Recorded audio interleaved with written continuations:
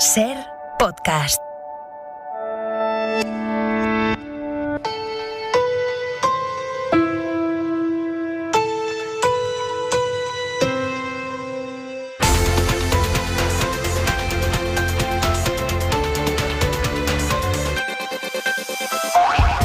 El resultat de la votació ha estat el següent: 42 sís, 61 nos, 32 abstencions. Atès que el senyor Pere Aragonès en aquesta votació no ha obtingut la majoria absoluta que estableix l'article 4.3... Así acaba de fracasar la investidura de Pere Aragonés como presidente de la Generalitat de Cataluña.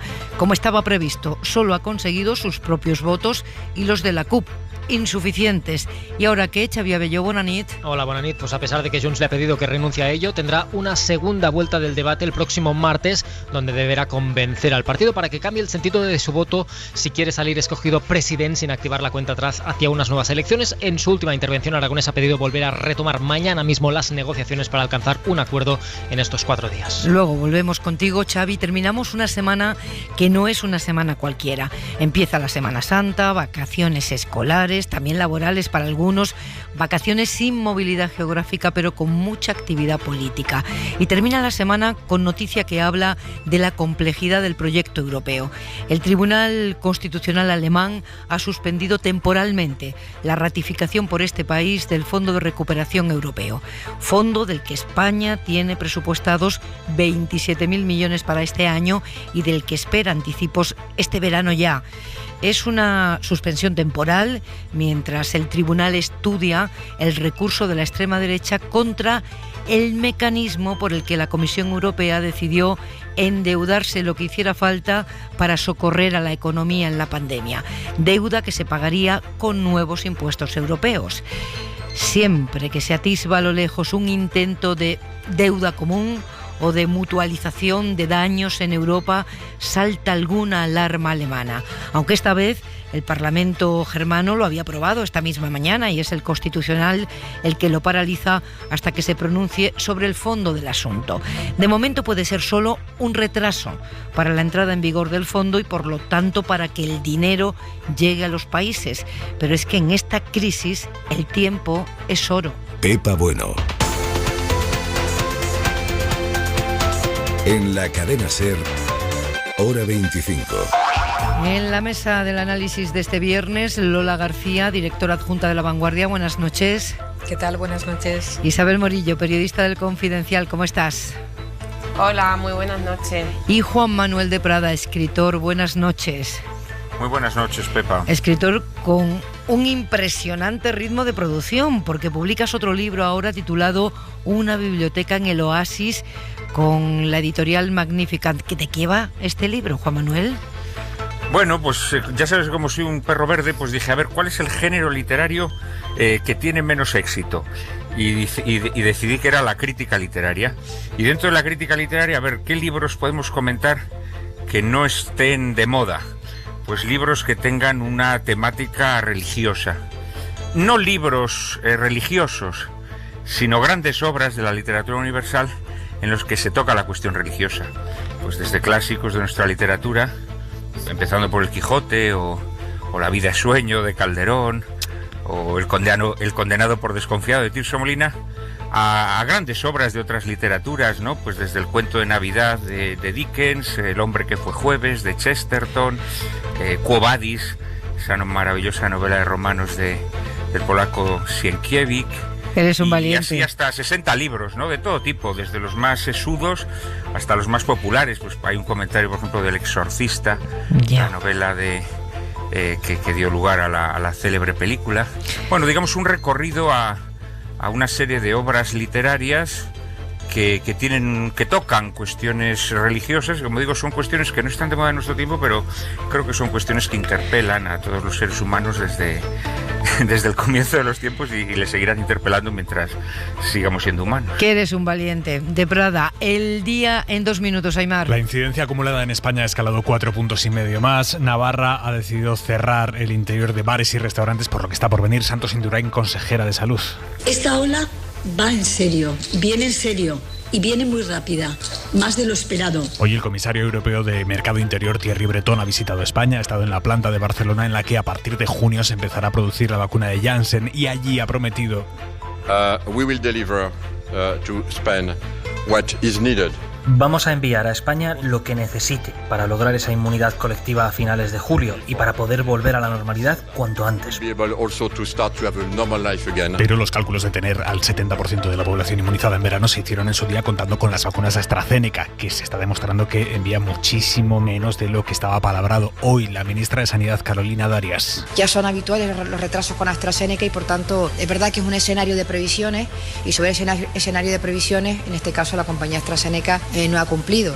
Tiene previsto en torno a 2 millones de vacunas en el mes de abril. Vamos a ver si lo cumple. De luego estaremos en máxima vigilancia y exigencia. Con AstraZeneca se ha vacunado esta tarde Miquel Iceta, primer ministro en vacunarse. Lo ha anunciado él mismo. Dice que el martes le llegó el SMS del Servicio Catalán de Salud citándolo para ponerse hoy la vacuna. Iceta tiene 60 años y allí en Cataluña se ha empezado ya a vacunar con AstraZeneca a las personas de entre 55 y 65.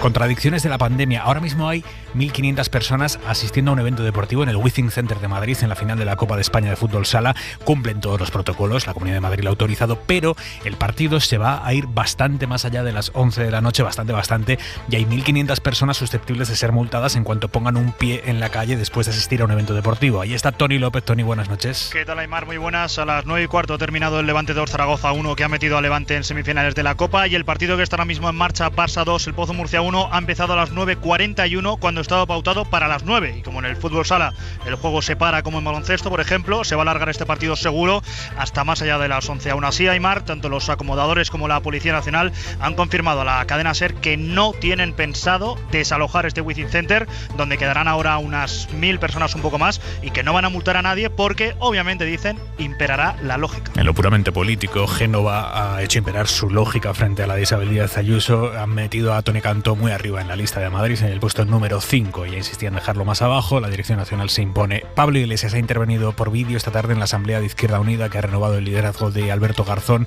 y él, todavía vicepresidente del gobierno, ha tirado de citando a Lenin. Como decía un señor ruso muy astuto, no hay práctica revolucionaria sin teoría revolucionaria, y sin organización no hay revolución. Por eso deseo de corazón que este proceso asambleario haya sido muy fructífero para la que es vuestra organización política y para la que es nuestra organización hermana. Y lo hemos avanzado hoy en la cadena SER. El gobierno va a aprobar la semana que viene, en el Consejo de Ministros del martes, una subvención de 650.000 euros para exhumar a víctimas de la guerra civil que están enterradas en el Valle de los Caídos. Y en la contra de hora 25...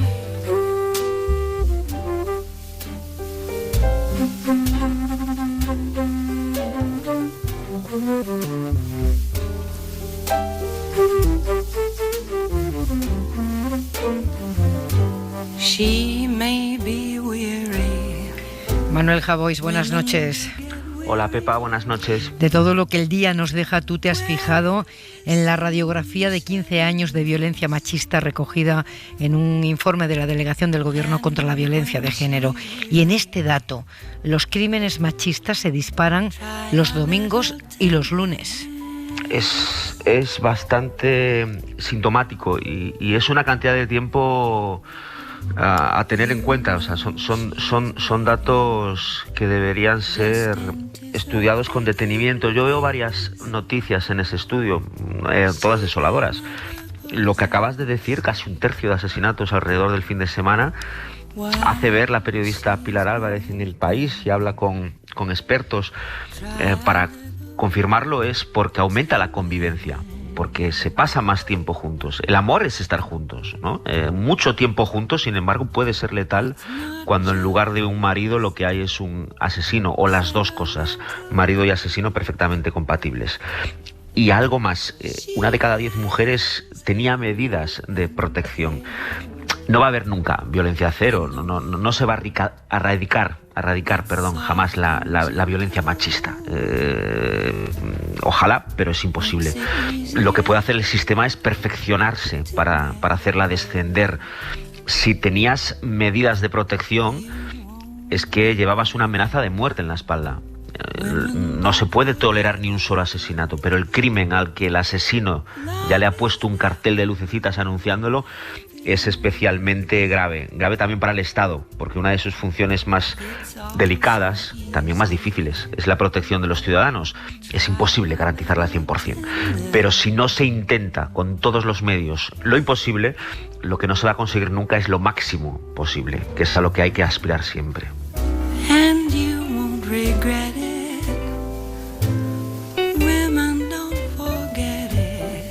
Un beso, Javois, y buen fin de semana. Un beso, Pepa, buen fin de... It's all so easy. Try a little tenderness.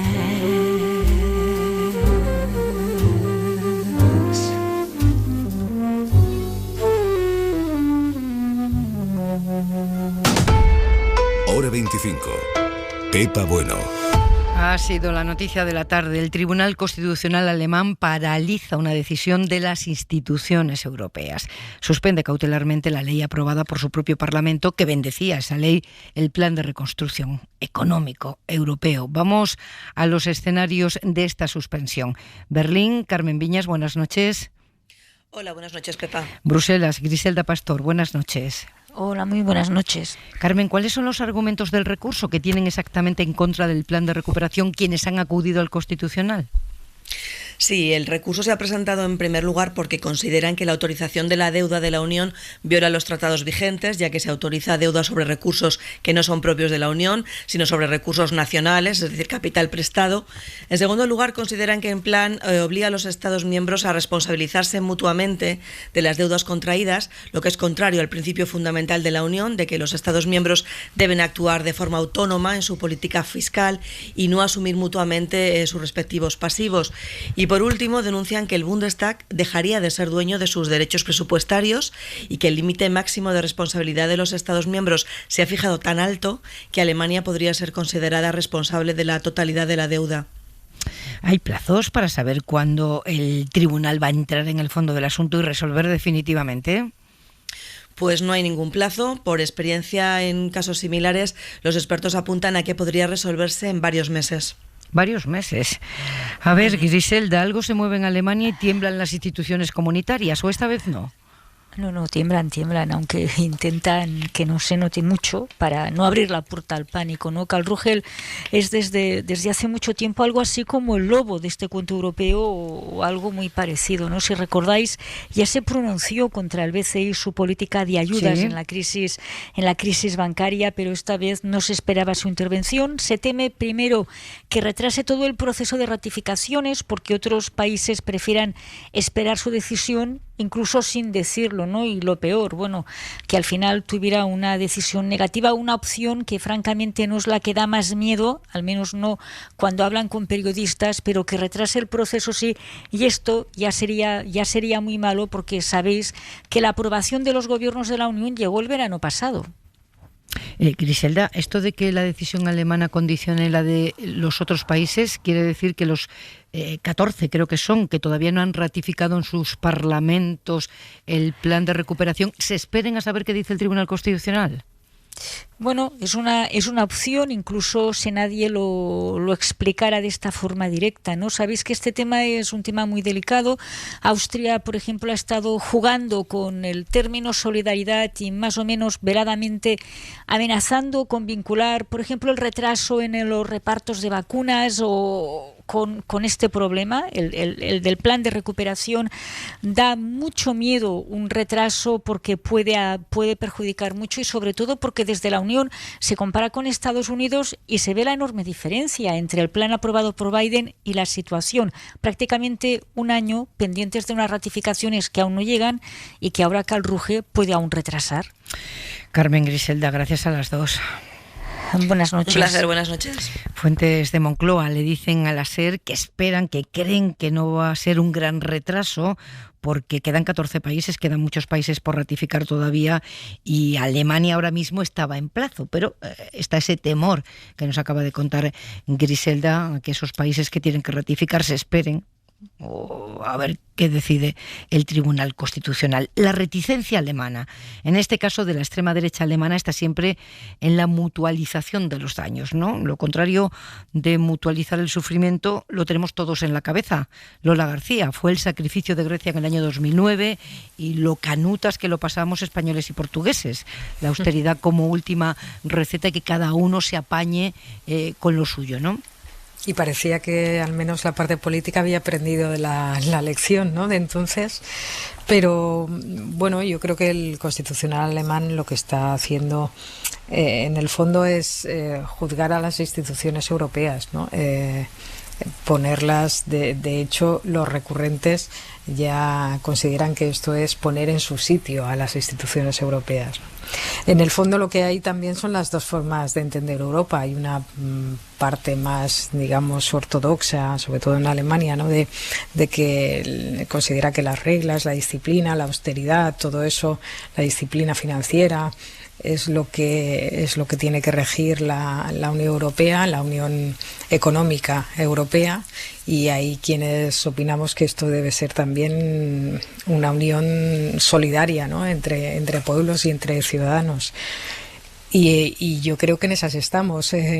Pensaba que, en fin, que en una situación de pandemia y visto lo que había ocurrido durante la crisis del 2008, pues eso se había desterrado en buena parte, pero parece ser que no. Ahí lo tenemos. ¿De Prada? Vamos a ver, sin embargo, a mí sí me parece que tiene sentido discutir esta mutualización de la deuda. Yo creo que lo que ha sido excepcional y creo que ha sido bueno es que se hayan liberado unas cantidades de dinero que ha sido insólito. Ojo, ¿no? No estamos mutualizando la deuda, ¿eh? Hablamos de mutualizar el daño de la pandemia, porque lo que hace la Comisión Europea es pedir dinero en nombre de todos los europeos y luego pagarlo con impuestos. Pero luego cada país sigue teniendo la suya, su deuda propia, eso no se toca, ¿eh?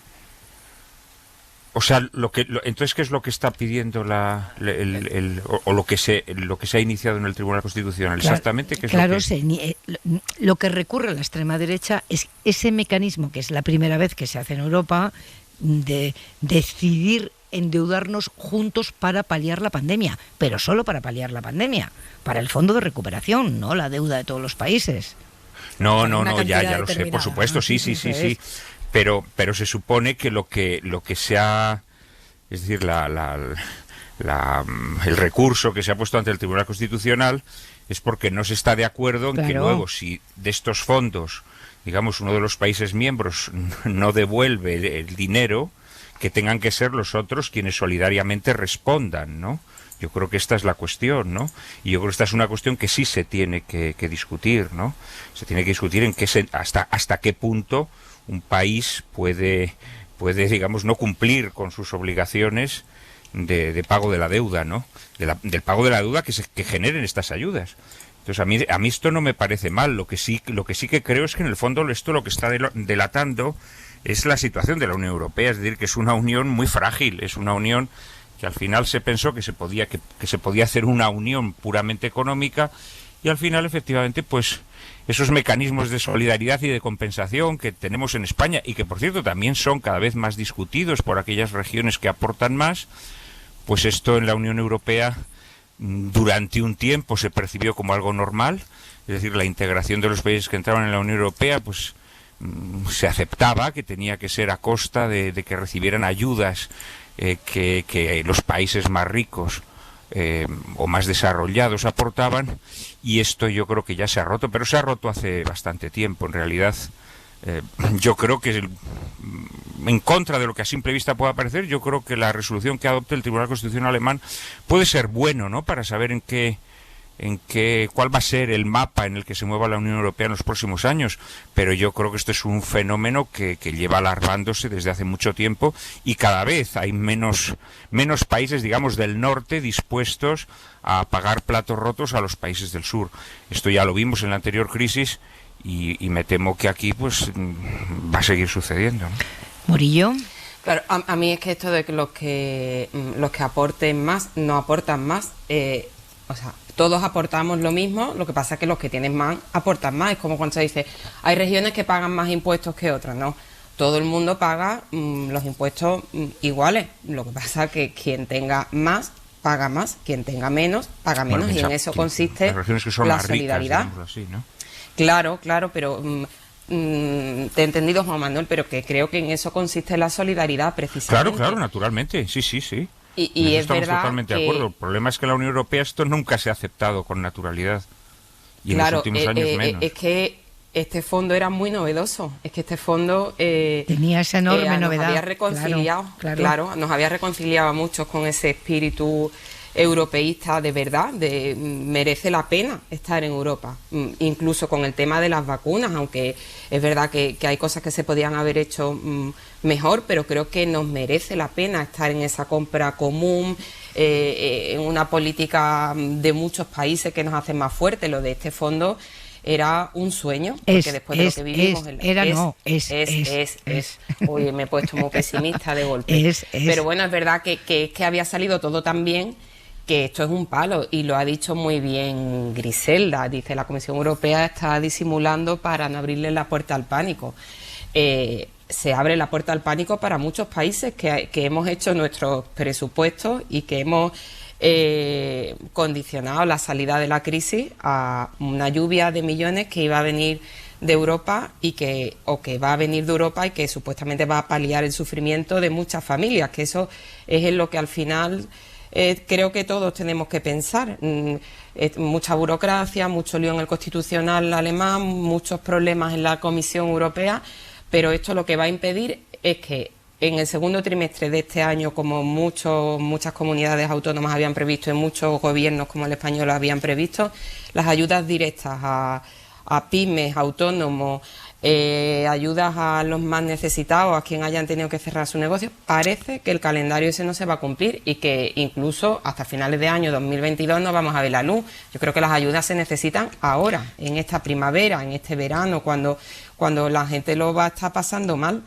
Y esto es un palo, sinceramente. A mí me parece una noticia de mucho alcance y me da mucha pena porque Alemania, que bueno, vaya semana que lleva Merkel, la pobre, que pensará que esta semana mejor que entre que bueno, os acordáis, ¿no? Sí. Que dijo que iba a endurecer las medidas, luego salió a pedir perdón, y este palo del Constitucional, pues me imagino que no estará en su mejor momento, pero que es una pena porque Alemania, en contra de lo que había ocurrido antes, había alejado de los que llamamos frugales, los tacaños, los que no quieren solidaridad, los ricos que no quieren ayudar a los que menos tienen. Y eso había sido fundamental. Así que bueno. Sí, además en esta ocasión se las dificultades no son por nada que tenga que ver con la propia gestión de la economía de los países, tiene que ver con un factor ajeno, la pandemia, y que golpea especialmente a economías como la nuestra, que dependen de la movilidad porque vive del turismo. Es decir, aquí no se puede argumentar lo que suelen argumentar los frugales, que a mí me da mucha rabia llamarles así, ¿no? Que es que si no gestionan bien su economía, bueno, claro, es que aquí en este momento, y este fondo era para atender una emergencia provocada por un virus y que golpea especialmente a todos, pero especialmente a países como el nuestro por la propia estructura de nuestro sistema productivo. Bueno, no ha habido sorpresas. Ya lo hemos contado en la portada. En el Parlamento catalán, el partido de Puigdemont ha tumbado el primer intento del republicano Pere Aragonès de convertirse en presidente de la Generalitat. Esquerra solo ha contado con el apoyo de la CUP y con sus propios votos.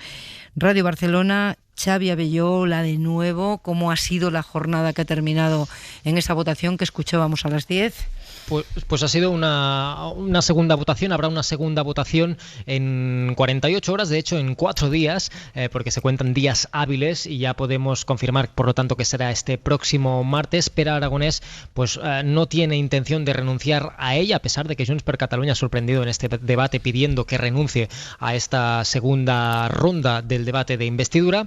Y de hecho, en el último tramo del debate, Esquerra ha incrementado la presión hacia el partido de Carles Puigdemont, acusándoles de ser ellos los que hoy están rompiendo la unidad independentista, y recordando también las numerosas veces que desde el inicio del procés Esquerra siempre ha apoyado a los candidatos del espacio de Junts. A la inversa, sempre hi hem estat. A la inversa siempre hemos estado ahí, el 2012, el 15, el 16, el 18, había situaciones que nos separaban más que ahora y en poco tiempo hicimos posible el acuerdo.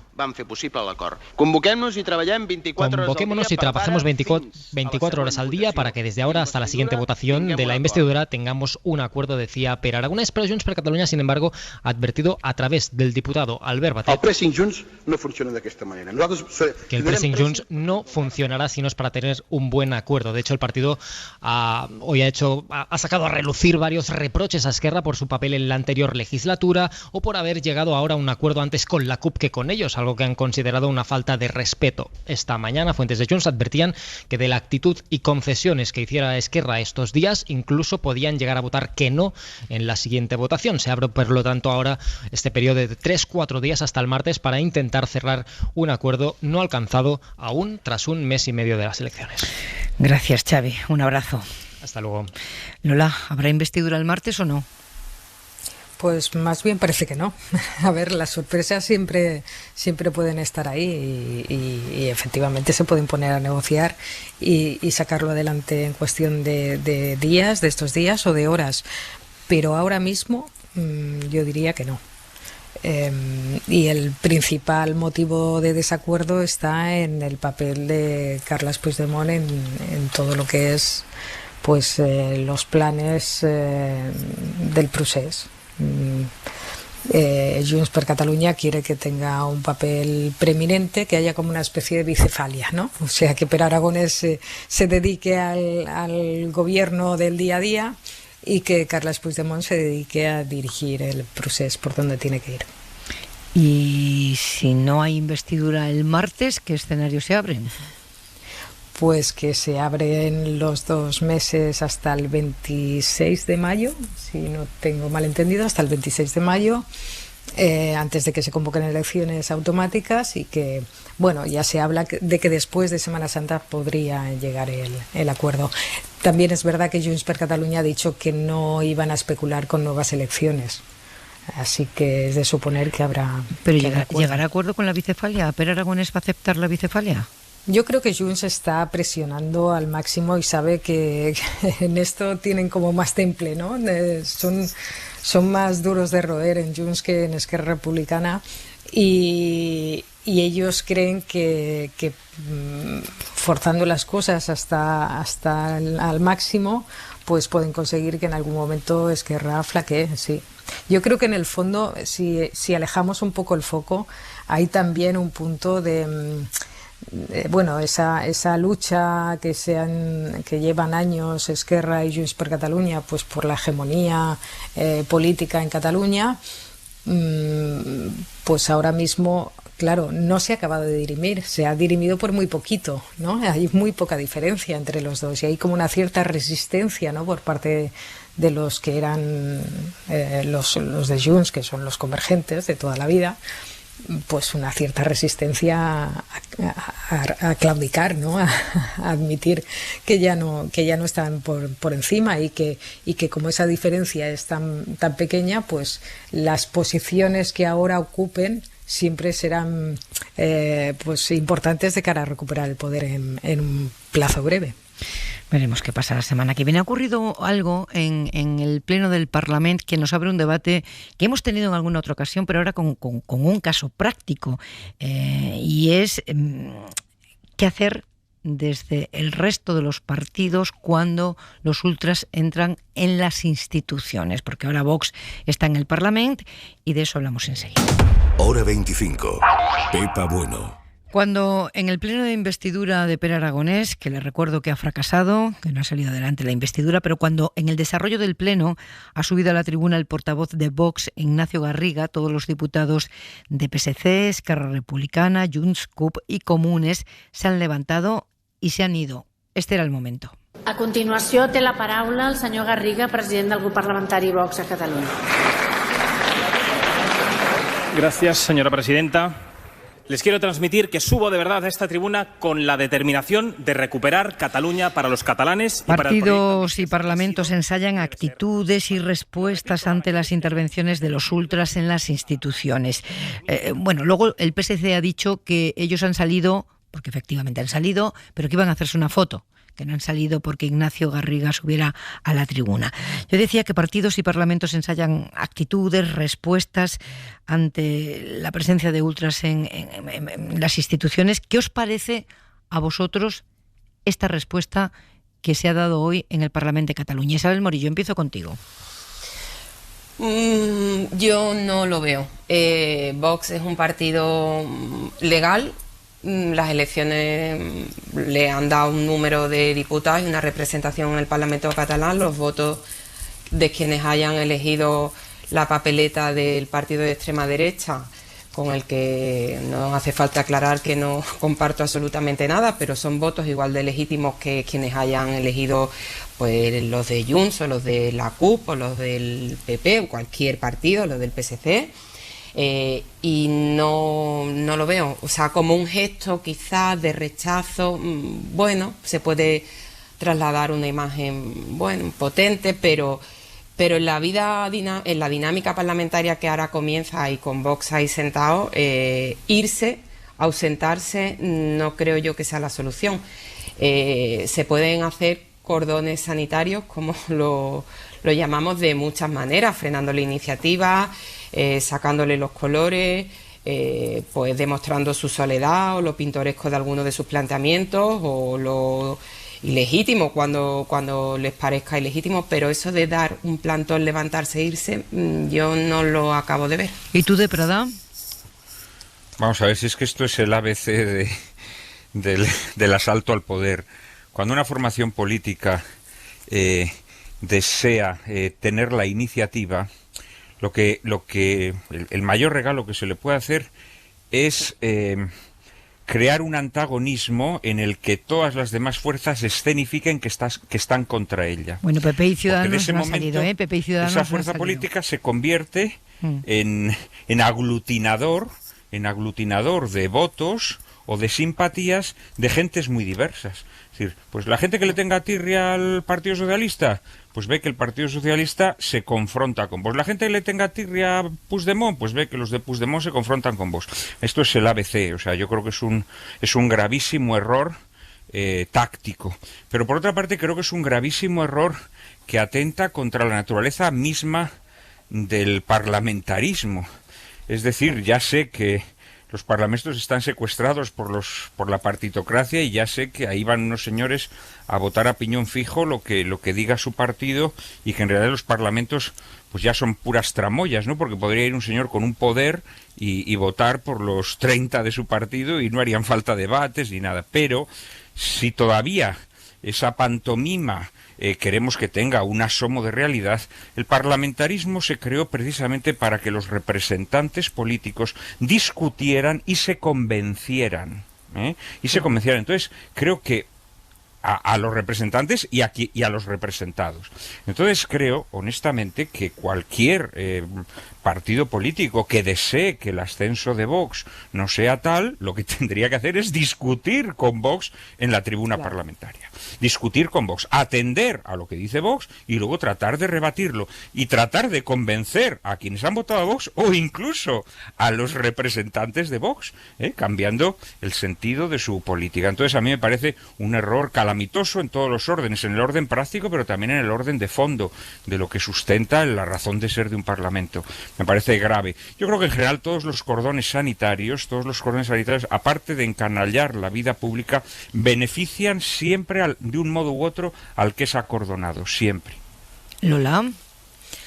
A ver, es complicado, porque es cierto que en un principio uno piensa... A mí no, desde luego lo que se ha hecho hoy en el Parlamento me parece simplista. O sea, si pensamos que podemos combatir a la ultraderecha levantándonos un rato y no asistiendo a su discurso, pues hombre, sería muy fácil, ¿no? Es que, en fin, hay un montón de países europeos que vienen intentando combatir esta lacra desde hace tiempo y lo habrían descubierto hace tiempo, ¿no? Me parece muy simple, demasiado simple. Al principio pensaba también rebatir con datos todas aquellas mentiras, ¿no? Todas aquellas tergiversaciones que exponen. Es una posibilidad. Lo que pasa es que también te das cuenta, a mí me pasó en una entrevista en la que estuve en una radio que estaba el representante de Vox en Cataluña, el candidato, el señor Garriga, y hubo un momento que, claro, yo me encontré hablando de los temas que él quería hablar. Es decir, sí, intentando rebatir las mentiras, pero al mismo tiempo poniendo en el centro del debate los temas que él quería poner en el centro del debate y que no eran precisamente los que están preocupando a la población. Es decir, estábamos en plena campaña en Cataluña y estábamos hablando de si había mucha población islámica o no había mucha... En fin, cosas que no estaban en el centro de las preocupaciones de la población catalana en ese momento. Por tanto, también... O sea, no es tan sencillo y creo que hay que rebatir sus mentiras, pero ojo que no es tan fácil, porque lo curioso es que, claro, la ultraderecha se ha adaptado sus mensajes, su apariencia incluso, no, porque son extremadamente educados. Cuando os fijáis, no, en el Congreso no son muchas veces los que más bronca montan de insultar o de gritar. No lo son. Esto no lo lo vemos. son. Sí. En fin, ellos han sabido buscar cómo presentarse ante la sociedad, ¿no? Entonces, al final, claro, combatir eso es lo más difícil, porque solamente se combate de una manera, con ideas propias, con relato político propio, y con una cierta ejemplaridad, por decirlo así. Es decir, la mejor manera hoy que tenían los diputados del Parlamento de combatir a Vox era intentando llegar a acuerdos, intentando haciendo que la política sirva, claro, ¿no? Que la política sirva. Haciendo que funcione el sistema, que funcione para algo y que se llegue a acuerdos y que se consigan cosas. Esta es la única manera. Vamos, yo lo a mí veo me parece, vamos a ver, yo y creo que Vox, ¿cómo creció Vox? Vox creció fundamentalmente con el concepto de que era la única fuerza política que se confrontaba con el llamado, lo que decíamos, el consenso progre. Entonces, por primera vez, pues dentro de ese consenso progre quedaban metidos pues los partidos de izquierda, los partidos de derecha, los de centro, y frente a todo esto Vox creó ese antagonismo que le beneficiaba naturalmente. Entonces, hombre, me parece verdaderamente hacer un pan como unas tortas el pretender que la manera de combatir a Vox es cumplir con la estrategia que Vox ha diseñado de creación de antagonismos, donde están todos contra nosotros y nosotros aquí solos.Nosotros somos la única alternativa a todos los demás. Me parece del género pero tampoco tonto, creo ¿no? que la solución sea normalizarlos.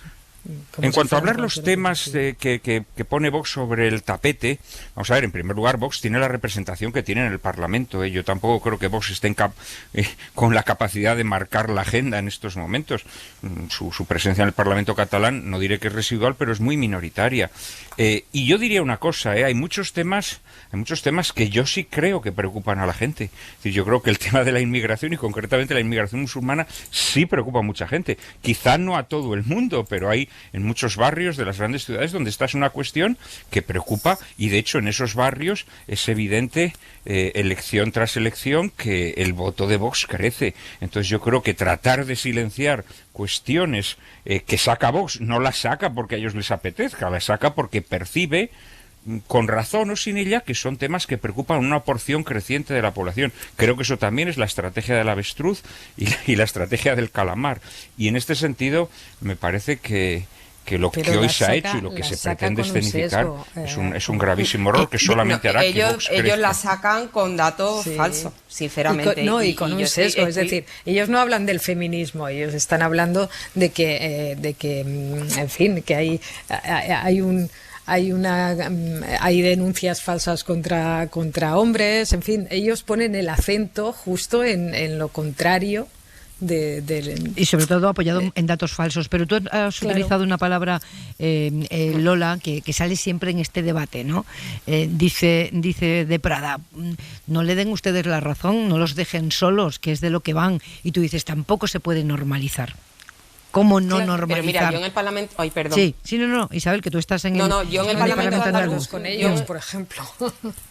Mira, Lola, yo esto que tú has expresado lo pensaba claramente. Digo, es que también darle cartas blanca y que se sienten en la mesa del Parlamento y que tengan su espacio, y que esto es alimentar y hacer normal. Darles poder no es la mejor medida, desde luego. Pero ya no lo veo así. ¿Por qué? Porque a lo largo de estos 2 años he descubierto que cuando a Vox se le enfrenta en debates parlamentarios, lo que pasa es que tenemos parlamentos de muy poco nivel y oradores en el Parlamento que salen allí con sus papelitos y su argumentario y de ahí no lo saques, pero cuando he podido ver un debate de verdad frente a alguien que sabe o que tiene cierto brillo o que hace ese parlamentarismo que a mí me gusta, Vox se deshace como un azucarillo, porque más allá de las consignas, de las proclamas mediáticas, del victimismo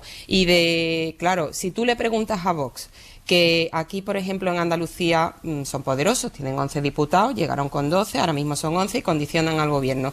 Y ellos están en una campaña, por ejemplo, de no cerrar los bares, hostelería, carta blanca, en fin, un discurso negacionista del COVID, de las muertes, de la pandemia, cuando enfrente alguien que, por ejemplo, del PP, que tampoco es sospechoso, se supone, del mismo espectro ideológico, ¿no?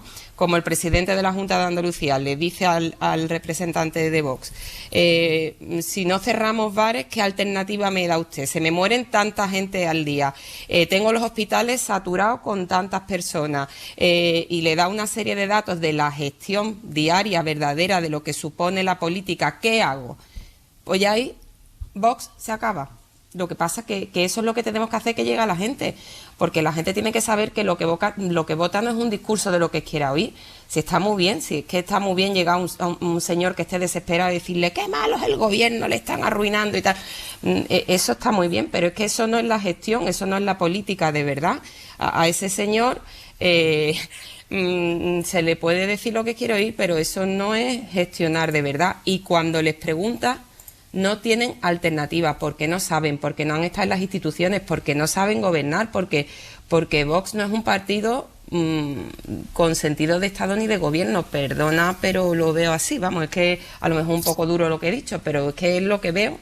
Y he tenido muchas dudas y las sigo teniendo, porque claro, esto de hacer una entrevista y salir de la entrevista diciendo al final me lleva todo el tiempo hablando de la ideología de género, de los MENA y esto no es, y te llevan a su terreno, te manipulan, te hacen ruedas de prensa en mitad de la calle de un meeting para que te insulten y te digan de todo y te dé miedo preguntarte. Pues sí, es verdad, no es nada de fácil, pero cuando todos se unen contra ellos, ganan. Ese discurso del victimismo ahí se crecen. Es un debate abierto en toda Europa, ¿sí, Juan Manuel?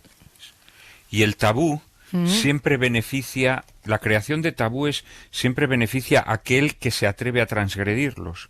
Entonces, yo creo que convertir temas, sean los que sean los que Vox pone sobre el tapete o cualesquiera otros, en temas que ya están discutidos, en temas de los que no se puede hablar, repito, beneficia al que transgrede el tabú. Entonces, yo creo que hay que hablar de todos los temas, precisamente porque la única manera de convencer a los seguidores de una formación que tú consideras que tiene ideas erróneas es rebatir esas ideas.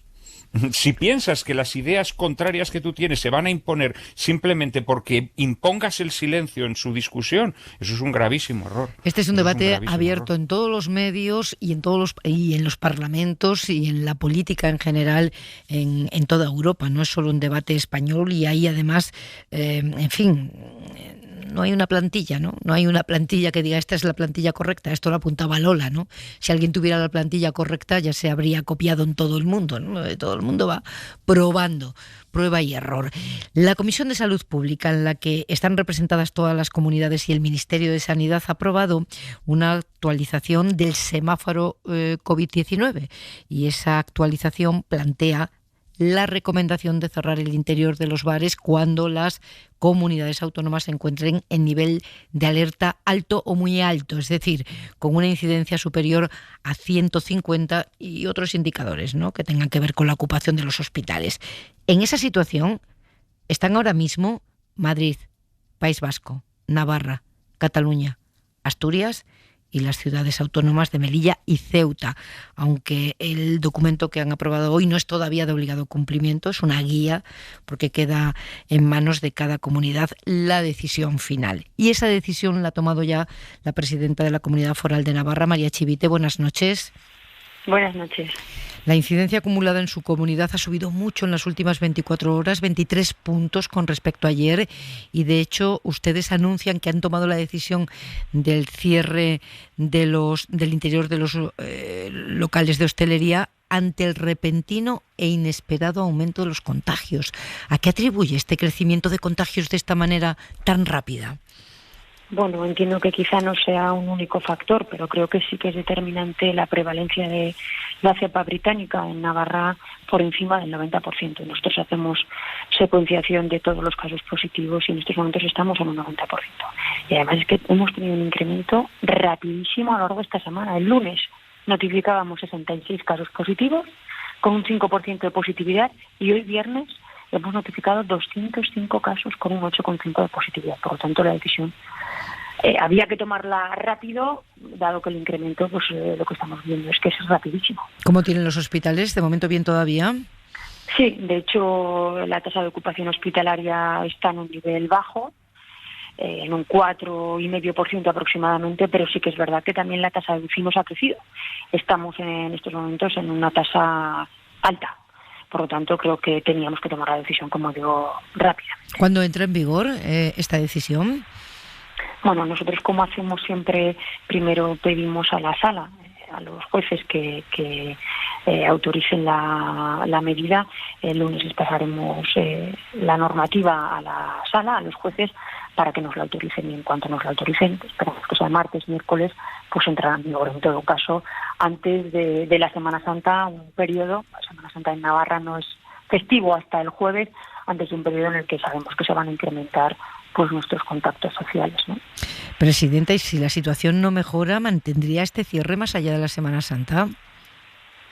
Sí, de hecho, en principio lo tenemos pensado hasta el día 8 de abril incluido, pero nosotros hacemos valoraciones diarias de cómo vamos con los datos y si fuera necesario ampliarlo, lo haríamos. También pienso que al tomar la decisión pues de una manera anticipada, bueno, pues es posible que esta medida pues no tenga que alargarse demasiado en el tiempo.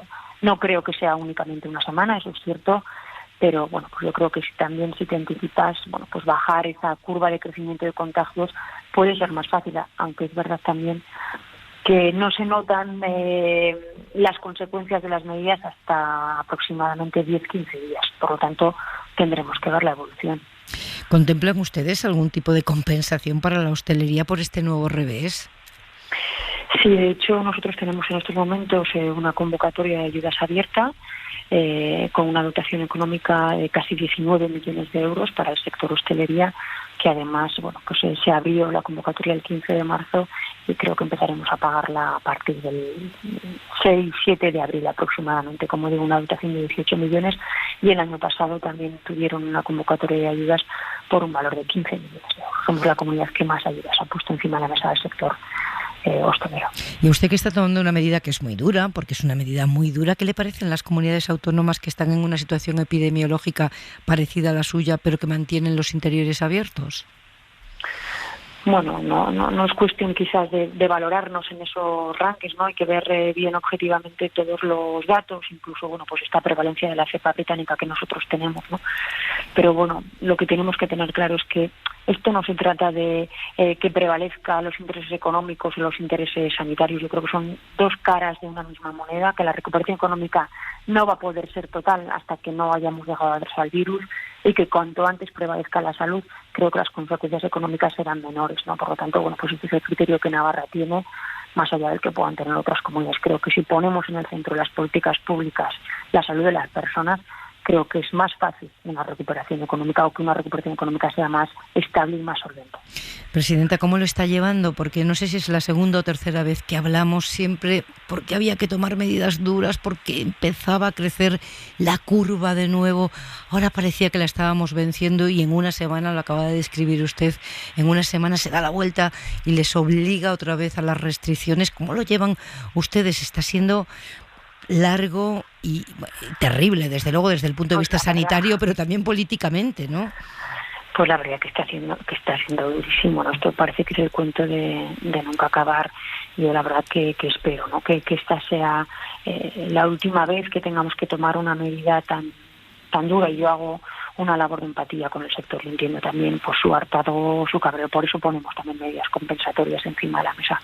Y aquí la esperanza que nos toca, que nos queda, es la de las vacunas. En la medida que podamos administrar vacunas, yo creo que es cuando realmente alcanzaremos esa recuperación económica y ese levantamiento de las restricciones, pero mientras tanto pues nos toca convivir con el virus y hacerlo pues con restricciones, ¿no? Pero yo creo, como digo, que bueno, pues en la medida que vayamos avanzando en las vacunaciones, en la medida que la frecuencia y la cantidad de vacunas que nos van viniendo sea mayor, pues superaremos esta situación. Yo espero que sí, yo tengo esperanza en que sí, que ya no nos queda mucho, que será cuestión de un par de meses quizás. Ojalá. María Chivite, presidenta de la Comunidad Foral de Navarra, mucha suerte y muchas gracias. Muchas gracias a vosotros, buenas noches. Sí, provoca un poco de fatiga, ¿no? Esta secuencia a la que estamos abocados desde hace un año ya. Lola García, entrevistar a un presidente porque la curva se dispara, volvemos a cerrar interiores, bueno, donde se cierran, porque claro, estamos conviviendo con una disparidad de medidas, básicamente de Madrid y del resto de España. En Cataluña, por cierto, que estáis por encima ya también de los 150, no se anuncia nada nuevo, ¿no? No, de momento no, y es extraño, ¿eh? Es verdad que aquí a partir de las 5 de la tarde ya están cerrados los bares y restaurantes, ¿no?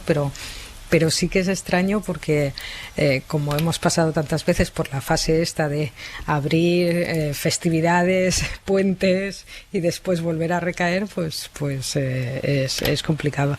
La verdad es que a veces yo no sé si tienen que ser a partir de 150, de 200, de 100, en fin, no soy ninguna experta en eso, pero creo que todos a estas alturas sabemos lo que tenemos que hacer, o sea que tampoco pues bueno, las obligaciones son obligaciones, pero todos sabemos realmente lo que hay que hacer, y hay veces que tengo un poquito la sensación simplemente de que se ponen algunas medidas pensando más en una comunidad autónoma más que en todas, la verdad. A ver, explícate. Ponle nombre a esa comunidad autónoma. Bueno, sé valiente.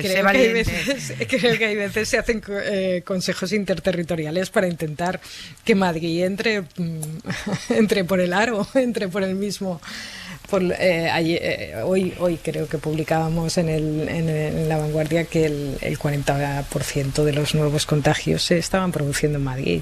Es decir que... Es que Madrid se está acercando a 250, de incidencia. Es que no ha bajado. Y cuando se intentó proponer, ¿no?, que después no se llevó a cabo, lo de que a las 8 de la tarde se cerrara todo, yo decía, pues aquí ya está cerrado. En fin, ¿no? ¿De qué me están hablando? Tienes la impresión de que, venga, vamos a presionar todos para ver si ponemos una norma general que el café para todos, pero que es café para Madrid, en realidad. Isabel.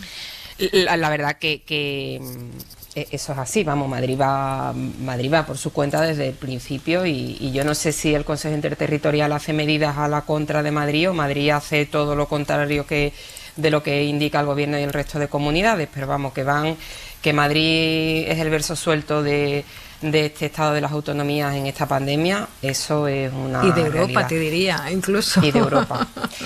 Yo lo que pasa que ¿sabes? O sea, todos sabemos lo que tenemos que hacer, ¿verdad, Lola? Yo lo que pasa es que los que veo en la calle, mira, hoy estaba Sevilla, sí. Cada vez se nota más da miedo. Sí. Viernes de Dolores, un día buenísimo. Colas en las iglesias como si fuera Semana Santa de verdad y fueran a salir los pasos. Los que bares. Me siento hoy, Isabel. Ay, Lola, muchas felicidades. Lola, es verdad, Lola. No te hemos dicho nada, Pepa, como no hemos caído en esto. Lola. Desde luego. Sí, yo celebré el cumpleaños es con vosotros de Dolores. Oye, y el autor del libro sobre temática religiosa, que tampoco ha felicitado a nuestra Lola, Juan Manuel. Ahí ha fallado, sí, bueno, Manuel. pero perdonadme.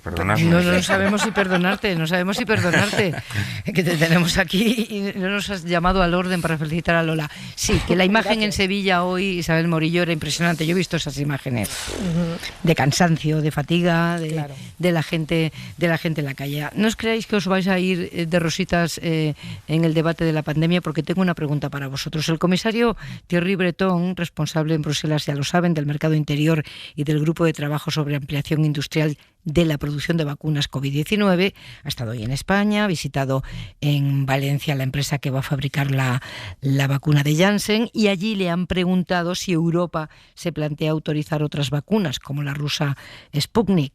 Dice el comisario que no, que hay contratadas ya suficientes, que lo importante ahora es que lleguen esas vacunas. Pregunta para Juan Manuel de Prada. Reino Unido, Estados Unidos y la Unión Europea no aprueban la vacuna rusa, que se utiliza en muchos otros países del mundo. ¿Es un criterio médico o político? ¿Más vale que estemos contentos dentro de la OTAN que vacunados, de Prada? Bueno, claramente yo creo que es un criterio político, pero no solo político. Sería un criterio, podríamos decir, o una prueba de que somos una colonia política. Es decir, que antes hablábamos de la Unión Europea. La Unión Europea al final no sirve a los intereses de los pueblos europeos, de los ciudadanos, sino que sirve a otros intereses, a otras combinaciones, en donde además la Unión Europea desempeña un papel vicario, ¿no? O lacayuno. Los estudios han demostrado que la vacuna rusa es mucho más eficaz que otras que se están distribuyendo además después de que su administración esté rodeada de zonas de sombra y incluso se haya interrumpido su administración. Y en la vacuna rusa además no solamente ha probado ya con estudios fehacientes que tiene una eficacia mucho mayor, sino que además el procedimiento con el que ha sido elaborada, que yo naturalmente no soy un científico, pero presenta grandes ventajas respecto a otras vacunas, y muy especialmente sobre la de AstraZeneca, ¿no? Entonces, hombre, yo aquí vuelvo a percibir, lo que pasa que en este caso además todavía más grave, lo mismo que ocurrió cuando se le impusieron sanciones a Rusia, sanciones que perjudicaban pues a nuestra agricultura, por ejemplo, ¿no? Y entonces dices, vamos a ver, estas sanciones, ¿por qué se imponen? Bueno, se imponen porque hay unas fuerzas transnacionales que deciden que les conviene mantener esta división de bloques, que les conviene demonizar a Rusia, les conviene decir que Putin es un asesino, les conviene... bueno, no sé lo que les conviene, pero desde luego lo que no les conviene es el bien de quienes en estos momentos estamos esperando una vacuna que, claro, decía la presidenta de la Comunidad Foral de Navarra que ella espera que en un par de meses que ya esto esté solucionado. Bueno, todos sabemos que dentro de un par de meses vamos a seguir aquí esperando la AstraZeneca, pero vamos, como está mandado, ¿no? Y no, verdaderamente no me parece...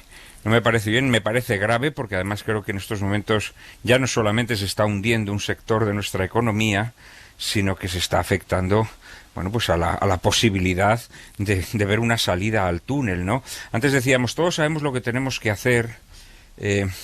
Vamos a ver, no, yo creo que sabemos lo que tenemos que hacer, pero es algo que cada vez nos cuesta más hacerlo.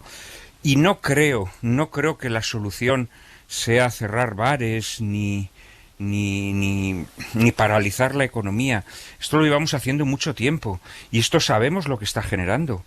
Es decir, cerrar los bares significa que hay mucha gente que se va al paro, significa que hay todo un sector de nuestra economía que se hunde y lo estamos hundiendo sistemáticamente. Entonces, hombre, yo creo que si estamos diciendo que la solución efectivamente son las vacunas, pues yo creo que había que concentrar todos los esfuerzos en las vacunas.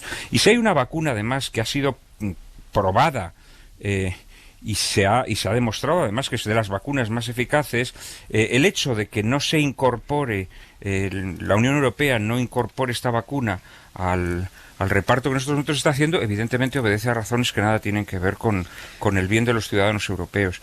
Y yo sé que cuando se dicen estas cosas, bueno, entonces tú quieres obviar que Rusia no es un país que suficientemente garantista o respetuoso de los derechos humanos, y otros muchos países con los que tenemos relación, empezando por los Estados Unidos de América, son garantistas con los derechos humanos. son países que no declaran guerras de forma unilateral porque a ellos les conviene por sus conveniencias económicas, no son países donde se tortura a la gente como se ha probado dentro y fuera de su territorio, no son países que han pisoteado la soberanía de otras naciones de las formas más alevosas, no son países que han planificado atentados sin que el mundo rechiste. A mí todas estas cosas me parece que es hacer el juego de la polarización que interesa, bueno, pues a aquellas naciones o a aquellas organizaciones transnacionales, como puede ser la OTAN, en las cuales pues desempeñamos el papel de colonias. Esto me parece muy triste. No sé si queréis añadir algo a esto, Lola. Bueno, yo por lo que había preguntado a autoridades sanitarias sobre el tema de la vacuna rusa, que evidentemente yo creo que es un criterio político, pero bueno, comentaban que para que se pueda distribuir en la Unión Europea parece ser que se tiene que tener producción en Europa, producción en Europa, en territorio comunitario, cosa que sí se cumple en los otros casos, y parece ser que no es tan sencillo producir esa vacuna en territorio comunitario. Supongo que si lo hubieran previsto con antelación, pues esto sería posible, pero ahora mismo parece que si se pusieran en marcha los mecanismos para que esa producción en Europa fuera posible, tardarían perfectamente más meses de los que necesitamos para atender, ¿no? Nos podemos permitir. Exacto. Porque Angela Merkel lo intentó, fue de las primeras que dijo, como ya es tan heterodoxa para lo que cuando lo que está en juego es salir de una situación de una manera pragmática, ella lo intentó, pero se quedó ahí, Isabel. Sí, es verdad que tengo, porque me sonaba y las he buscado, hay unas declaraciones del CEO de la vacuna rusa, de Kirill Dmitriev, es el CEO de esta vacuna, anunciando que España va a ser uno de los grandes centros de producción. Efectivamente, tarde, porque van tarde. La empresa que produce esta vacuna está negociando para implantarse en Europa y mirando precisamente a España, ¿no? Si esa condición, que es a la que técnicamente se agarra la Unión Europea para no comprar vacuna rusa, se cumpliera, si de verdad pusieran centros de producción en Europa, si hubiera centros de producción en España, sería incomprensible que esa vacuna no nos la pincharan igual que Pfizer, Moderna o AstraZeneca. Vamos, yo no lo entendería de ninguna manera. Estaría claro que el criterio, evidentemente, es político. Yo creo que el problema... Por esto habría que resaltar que la vacuna rusa ha sido producida desde el sector público. No, sí, el problema... sin estar sometida a los intereses bursátiles, como han estado las vacunas que en estos momentos se están administrando en Europa. Digo que el problema que tenemos es que no tenemos una vacuna propiamente europea, ¿no? O sea, participamos de la vacuna de AstraZeneca, pero que es anglosajona. ¿Y sueca? Sí, pero que no Europa no tiene pues una capacidad de controlar todo lo que es el origen, la producción y la distribución de vacunas, ¿no? Y este es el grave problema. Hora 25. Pepa Bueno. La discusión sobre qué hacer con los precios de la vivienda es un debate global y en él ha entrado Países Bajos. ¿Y cómo? Pues limitando el precio de los alquileres. Durante los próximos 3 años, las rentas de más de 750 euros no podrán subir más que un 1%. Es decir, quien paga de alquiler 750 euros o más al mes no podrá ver incrementada su renta más que un 1% durante 3 años. Es una medida que lanzan ahora como respuesta al impacto económico y social que está provocando la pandemia. Nos vamos a La Haya, Imane Rachidi. Esto no soluciona los problemas del mercado de la vivienda en Países Bajos, que tiene una gran escasez de casas, pero va a proteger a los inquilinos de las subidas abusivas de las rentas del alquiler durante los próximos 3 años, es decir, durante la pandemia y la pospandemia. En las viviendas de más de 750 euros al mes, los propietarios propietarios solo podrán subir un 1% el precio del alquiler cada año, más la inflación. Esto va a beneficiar a más de 500.000 de hogares. Si el dueño no respeta la ley, el inquilino puede acudir al comité del alquiler para pedirle una evaluación de la situación y, si tiene razón, recuperará el dinero extra que ha pagado. Este ¿es justo o es abusivo? Otras dos leyes que también se acaban de aprobar permiten a los propietarios hacer un descuento temporal en el alquiler a quienes tienen problemas financieros o aumentar las rentas a las familias con ingresos medios en un máximo de 50 euros al mes y de 100 euros a los ingresos más altos. Aquí en España, ya saben, continúan las negociaciones entre los socios del gobierno de coalición para sacar adelante una futura ley de la vivienda. Y mientras siguen las negociaciones, la última propuesta que conocemos es la de Podemos, que señala directamente a las viviendas que tiene la Sareb, la entidad creada para sanear el sistema financiero que se vio atrapado por el estallido de la burbuja inmobiliaria. Aymar. Tras la última crisis, la Sareb se quedó con decenas de miles de viviendas provenientes de los activos tóxicos de los bancos, y lo que pide Podemos ahora es que esas viviendas se abran al alquiler social. Escribía Yone Belarra, secretaria de Estado y teóricamente futura ministra de Derechos Sociales. Llevamos varios meses proponiendo al PSOE que la Sareb rinda cuentas y la ciudadanía sepa de cuántas viviendas dispone para poner al menos el 75% en alquiler social y ampliar así el parque público de vivienda en alquiler. Ahondaba después en esa idea Pablo Iglesias. Para ampliar el parque público de vivienda no hay que construir más. Somos el país con más viviendas vacías de Europa, sino aprovechar el inmenso stock de vivienda inutilizada que tenemos en instituciones como la Sareb. Estas declaraciones de Podemos llegan después de que el ministro José Luis Ábalos afirmara que el plan de vivienda que prepara cuenta ya con 100.000 inmuebles, gracias en parte a los fondos europeos y en parte a los acuerdos a los que se ha llegado con la Sareb. La entidad va a ceder 10.000 viviendas, que se suman a las que había facilitado ya para alquiler social. Bueno, lo de Países Bajos os lo pongo aquí encima de la mesa. Empiezo contigo, Isabel Morillo, porque este es el asunto que ha enfrentado y que sigue enfrentando básicamente a los dos socios del gobierno de coalición en España, el ponerle límite o no al precio del alquiler. Esto es directamente lo que quiere Unidas Podemos, lo que considera que firmó en su acuerdo de investidura y lo que el gobierno, la parte socialista del gobierno, considera que no se puede hacer, que es intervenir directamente en los precios del alquiler y regularlos con unos topes máximos y acotando la subida. Esto ya nos han contado que genera muchos problemas. Estuvimos también aquí hablando el otro día de esto, nos contó Miguel Sebastián que generaba mucho fraude, ¿no? Por ejemplo, en Nueva York se había detectado pues que al final había mucho dinero en negro pagándose en alquileres y que no era la solución, que no era... Yo no sé cuál es la fórmula. A mí, desde fuera y sin yo tener un conocimiento profundo de esto, me parece una medida absolutamente razonable. Acotar unos límites, unos precios. De hecho, se hace no es comparable, se hace con la vivienda pública. No se puede destinar más de un tanto por ciento del salario mínimo o del salario de una persona a la vivienda. Es que no se puede vivir con un sueldo de 1.400 euros si se tiene, o de 1.200 euros si se tiene que pagar un alquiler de 800 euros. Es que esa es la realidad y eso es lo que está pasando. Alguna medida tienen que tomar. A mí esto de las desgravaciones fiscales y todo lo que puso este modelo tan alambicado que no acabo de entender con claridad, que puso sobre la mesa el ministerio del señor Ábalos, yo lo veo una cosa poco directa. No sé qué resultados podría tener. A mí el modelo de Países Bajos, en Unidas Podemos se va a empoderar desde luego en su discurso, porque esto es lo que piden exactamente, vamos. ¿De Prada? Bueno, vamos a ver, yo creo que este es un problema complejo. En primer lugar, yo diría que la clave no está en un acceso al alquiler barato, yo creo que la clave está en un acceso a la propiedad.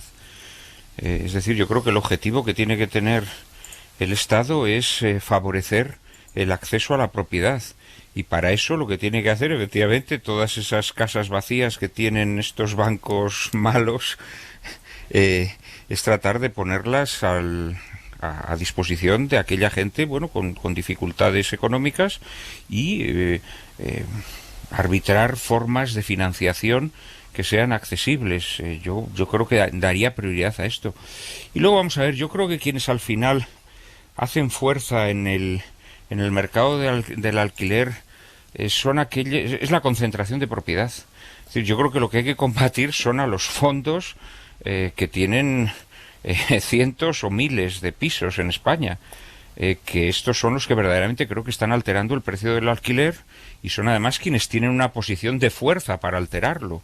Yo creo que hay que repartir la propiedad. Este es el tema de fondo, ¿no? Respecto a poner unos topes en el alquiler, vamos a ver, efectivamente yo creo que poner unos topes al final lo que genera, no sé si solamente son estos problemas de economía sumergida, pero desde luego sí que genera distorsiones. Esto está claro. Lo que ocurre es que al mismo tiempo no se puede permitir que la ley del mercado, que al final no es la ley del mercado, sino como sabemos es la ley del más fuerte, se imponga. Tiene que haber determinadas correcciones, como la hay por otra parte en productos de primera necesidad, ¿no? Aquí lo hablábamos con lo de las mascarillas o con tantas cosas durante este tiempo, ¿no? En donde, bueno, las mascarillas las dejamos a la ley de la oferta y la demanda. Bueno, si las dejas a la ley de la oferta y la demanda, al final una mascarilla te puede costar 1.000 euros, ¿no? Pues no, hay cosas que no se pueden dejar a la ley de la oferta y la demanda. Tiene que haber algún tipo, no sé si de tope, pero sí desde luego de rectificación o de dulcificación de la llamada ley del mercado, que repito es la ley del más fuerte. Pero para eso hay que empezar combatiendo al más fuerte, hay que empezar a combatir que los bancos tengan miles de pisos vacíos, hay que empezar a combatir a estos fondos que acumulan propiedad y que además imponen sus propias leyes. Hay que combatir la concentración de propiedad. Hemos escuchado bien a Juan Manuel de Prada, Lola García mejora eso, dice hay que repartir la propiedad, nada menos, pero Juan Manuel, economía viable. El gran mal que tienen las economías, las economías globales ya, porque es la concentración de propiedad. Es decir, si tú a base de que una gran empresa de comercio electrónico gane billones cada año, te cargas el tejido de pequeños negocios en tu economía, pues estás destruyéndolo todo. Si tú permites que determinados fondos, determinadas compañías transnacionales acumulen propiedad, pues inevitablemente van a marcar las leyes del mercado del alquiler. ¿Hola? Hombre, muy de acuerdo en todo esto, en la concentración de una actividad del mercado, pues lo que acaba provocando es eso, monopolios que impiden que nada crezca a su alrededor, ¿no? Y efectivamente hay unos fondos que especulan con la vivienda y que seguramente habría que intentar atajar eso de alguna forma. No estoy tan de acuerdo con el tema de la propiedad, porque yo creo que España es uno de los países donde más propiedad hay. Lo que hay que garantizar es un acceso a la vivienda, a una vivienda digna, a un precio asequible, sea de propiedad o sea de alquiler. La idea de la no Sareb... tener una casa donde vivir de tu propiedad ya hay un componente de indignidad, Bueno, pues hay la mayoría de países europeos tienen hay muchos países europeos que hombre, claro que hay, pero hombre, también hay muchos países porque, sobre todo porque además y viven con una calidad de vida estupenda, Juan Manuel. Sí, no asimilemos modelos que no están bien, ¿no? Yo creo que que una persona tenga en propiedad, pero me refiero a países que viven es algo, de derecho natural. Es riqueza, efectivamente, pero no se corresponde, digamos, esa riqueza con la riqueza del país, en este caso en España, ¿no? Y además para los jóvenes yo creo que es importante el alquiler. El acceso a una vivienda de propiedad para una persona joven, aunque tenga un empleo más o menos decente, no es sencillo. Lo del tema de la polémica política, es verdad que el redactado del acuerdo entre Unidas Podemos y el PSOE es un poco ambiguo, pero es verdad también que hay un momento que sí que habla de dotar a los ayuntamientos y a las autonomías de mecanismos para poder limitar subidas abusivas, y lo que está intentando el PSOE es saltarse ese acuerdo, ¿no? El tema de las desgravaciones no es dotar a los ayuntamientos y a las autonomías de alguna fórmula, sino que es pues seguir haciendo lo que ya se hace. De hecho, ya existen desgravaciones para los propietarios que alquilan viviendas. El tema de la Sareb, yo creo que si ahora Unidas Podemos lo pone sobre la mesa es que probablemente quiere llegar a alguna transacción, porque también es verdad que ya se estaban poniendo viviendas propiedad de la Sareb para alquiler social. Que se pongan más me parece fantástico, pero yo creo que están buscando ahí la fórmula. Que se pongan de acuerdo, sobre todo, que se pongan de acuerdo y que hagan algo.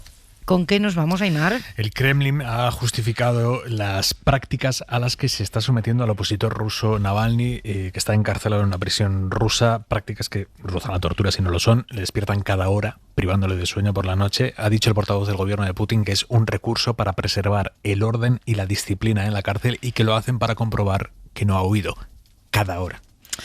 No nos vamos hoy con esto último que nos ha contado Aimar. Es viernes, son las 11:20 de la noche, las 10:20 en Canarias, pero es viernes, mañana es sábado, han empezado las vacaciones escolares, no hay que estar en la cama tan pronto como suele estar un niño de 9 años, porque 9 años tiene Juan. Juan, buenas noches. Hola, buenas noches. Juan, yo soy Pepa. Hola, Pepa. Hola, yo soy la culpable porque tú le has dicho a tu madre esta noche, mamá, otra vez te vas con tu amiga Pepa y nos dejas aquí tirados. ¿Le has dicho eso a tu madre? Sí. ¿Y por qué le has dicho eso a tu madre? ¿Pero que te deja tirado a ti y a tu hermano? No sé, porque... A ver, ¿por qué? ¿Eh? ¿Por qué? ¿Por qué? ¿Por qué eso lo has dicho? No sé, porque siempre vemos una peli o algo. ¿Y hoy no veía la peli tu madre? No. ¿Y tirados a quiénes dejaba? ¿A ti y a tu hermano? Y a mi padre. ¿Y a tu padre? A los tres, pobrecitos, solos. ¿Qué ibais a hacer vosotros? ¿Cómo se llama tu hermano? Curro. Curro. ¿Y cuántos años tiene Curro? 11. ¿Que no te sabes cuántos años tiene tu hermano mayor? 11 años, el 11. ¿Y qué habéis hecho los tres tirados ahí que mamá os ha dejado sin atención? ¿Habéis sobrevivido? ¿Estáis bien? Sí. ¿Estáis bien, sí. Juan?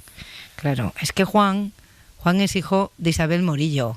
Vaya tela, Isabel Morillo, ¿eh?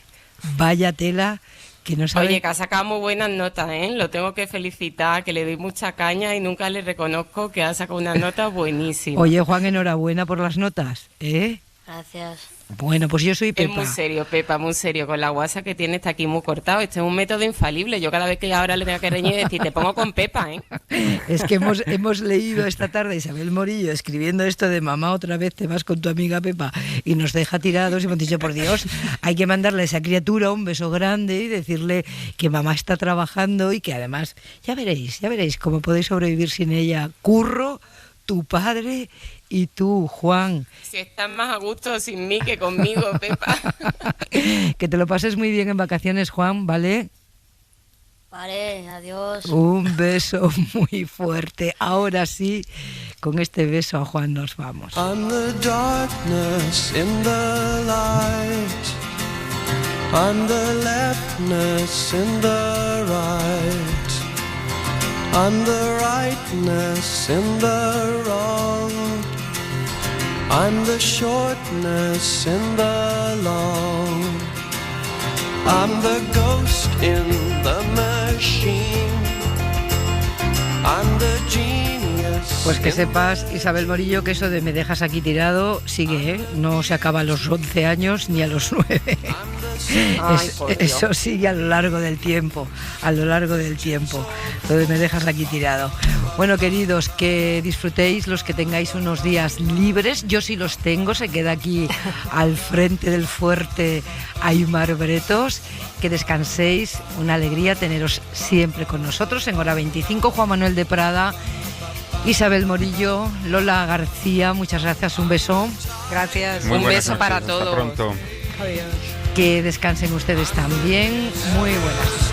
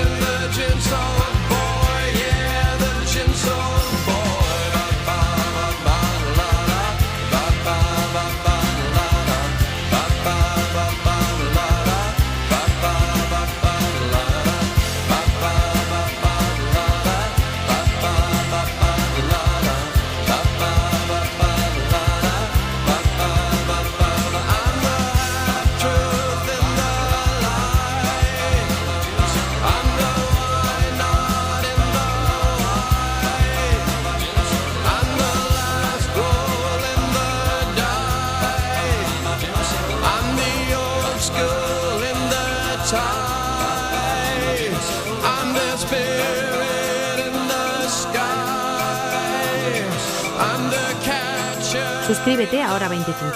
Todos los episodios y contenidos adicionales en la app de Cadena SER y en nuestros canales de Apple Podcast, Spotify, iVoox, Google Podcast y YouTube. Escúchanos en directo en la SER de lunes a viernes a las 8 de la tarde.